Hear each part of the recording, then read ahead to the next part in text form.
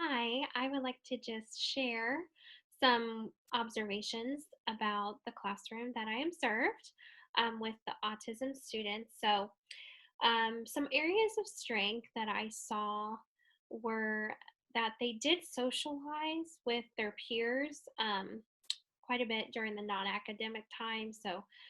This was um, an upper elementary grade.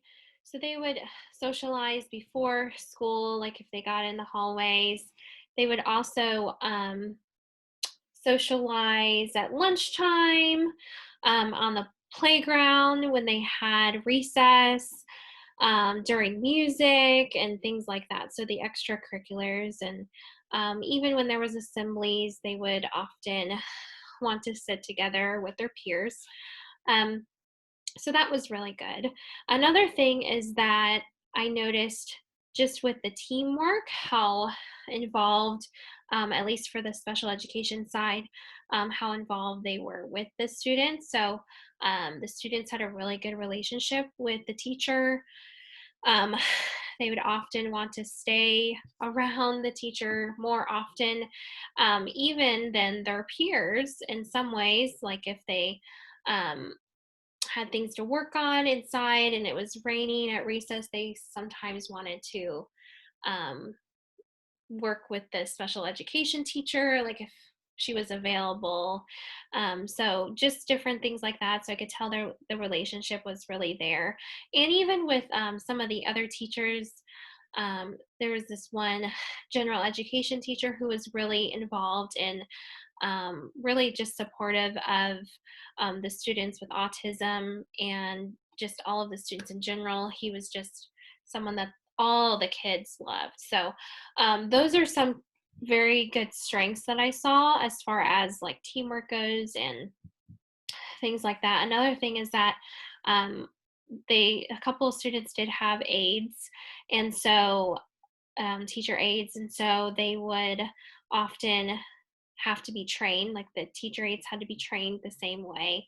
And they would go in with the teacher and just learn everything the same, which I think is really good because it just communicates that consistent piece that is needed with the students. Some needs that I saw were just even though they did socialize with their peers in the classroom, they were separated. So they would often be like in their own table. And I know that would be, I can see why they were at their own table because, in a way, it was convenient. But then, in the other way, they would often, not be asked questions or involved in the class discussion, different things like that, especially with a certain teacher. Um, that focused mainly on the other kids, um, and probably just saw that the special education students were with that special education teacher since it was an inclusion type of classroom. So that was a need just to have more socialization in the classroom. Another thing is that they didn't use social stories to help with transitioning and different things that would come up, or even like a problem that would be, since it's upper elementary, problem with friends or anything like that, or not understanding a situation. I think social stories really would have benefited them. And then also, they didn't use a whole lot of visuals. They used some at the beginning, visual schedules, but after that, in certain classrooms, there wasn't really visuals, which I think would be helpful, especially to promote independence. Um, Even at the desk, just to have like a little checklist, like a picture checklist or a visual checklist, just so that the student with autism wasn't always depending on the adult.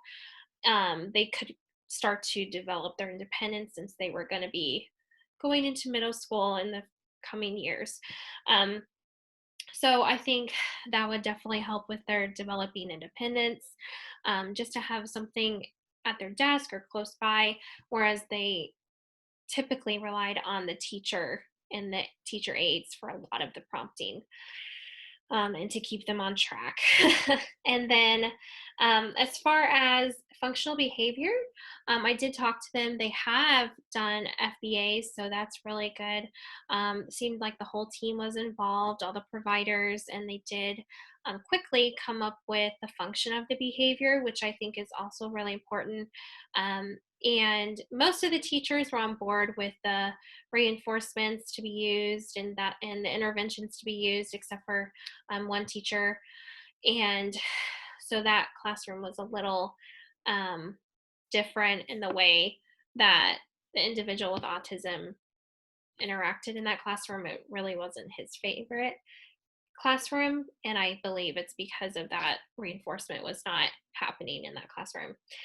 Um, so I think that, for the most part, the general education teachers were very on board and very helpful, and everyone who was involved in the team decision for the FPA. As far as families go, I do think that they had as much help as they could with the families. And I know that it was a lower income type of situation. And so a lot of the families would not be very involved in the IEP. Some of the parents didn't show up, or they would have to send the IEP home or do several phone calls to get a hold of the parents in different situations. And so I think some sort of community events would be helpful.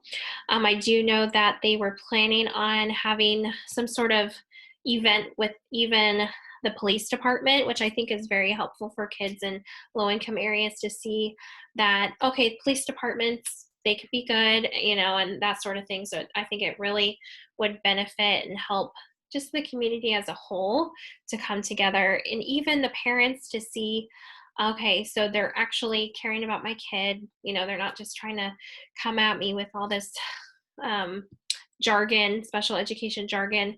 Whereas a lot of times, you could tell maybe the parent themselves were afraid of school, like when their past experience. So how they view school, and for their kid, they probably just didn't know how to react to things and things like that. So I think involving parents as much as possible and just letting them know that we are about the kids, and we want the best for your child, and I'm not just calling because he's in trouble, but because he's doing this and this as well.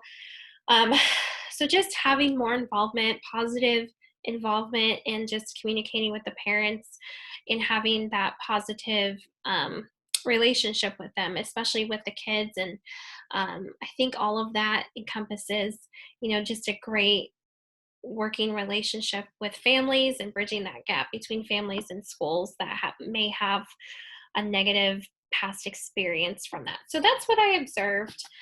Just some things from my observations, and I hope you enjoyed it. Thanks.